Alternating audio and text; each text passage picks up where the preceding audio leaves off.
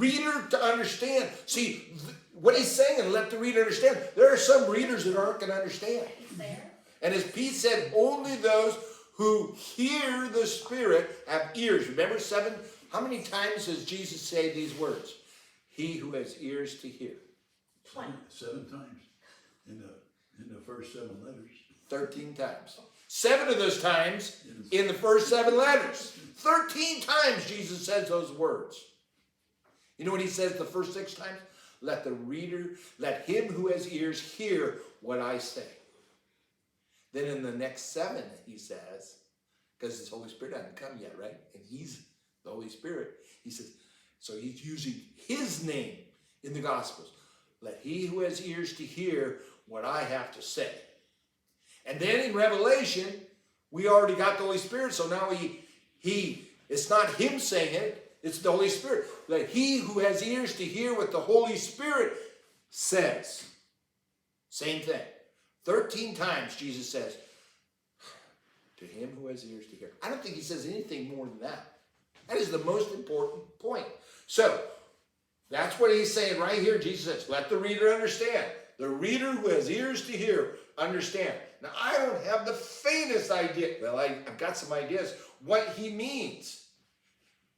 Standing in the holy place. When you see the abomination of desolation standing in the holy place. I mean, if you talk to a prophecy teachers, they're always going to tell you there's going to be a temple, and this Antichrist is going to be in this temple, and he's going to make a sacrifice or something, just like he did many other times. But that's the obvious. If that was true when this happens, then I would think. But isn't that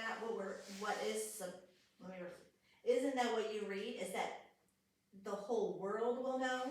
So it shouldn't be a surprise here. I'm thinking it's saying here it's a surprise.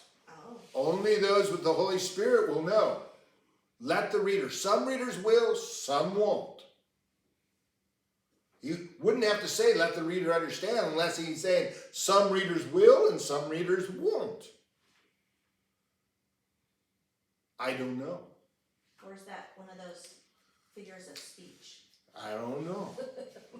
It could be. But let's read it on. Let the reader understand. Then let those who are in Judea flee to the mountains. So Judea, what is Judea? Israel. Among them, Israel. That's Israel. That's the southern side of Israel, right? Those in Judea flee to the mountains. Let the one who is on the housetop not go down into his house. And let the one who is in the field not turn back to go get his cloak. And then he says, oh, that's going to be bad for women who are pregnant and for those who are nursing. Pray that your flight may not be in winter or on a Sabbath. They're going to be leaving population centers and going away from the population. Why? For them, there will be a great tribulation, such as not been from the beginning of the world until now. No, and never will be. The greatest of tribulation in Judea. But this doesn't exclude a great tribulation anywhere else. See, he doesn't say, for there will be a great tribulation in Judea, such as not been from the beginning of the world until now. No, and never will be. He does say those in Judea leave, and we will find, remember when we looked at Revelation 13, that Satan goes after God's people in Israel, and they are hidden away. It says that the earth swallowed them up. I think that's a figure of speech. And then he turns to attack who? Who then does he turn to attack? Followers of Jesus. Followers of Jesus. And that is in where?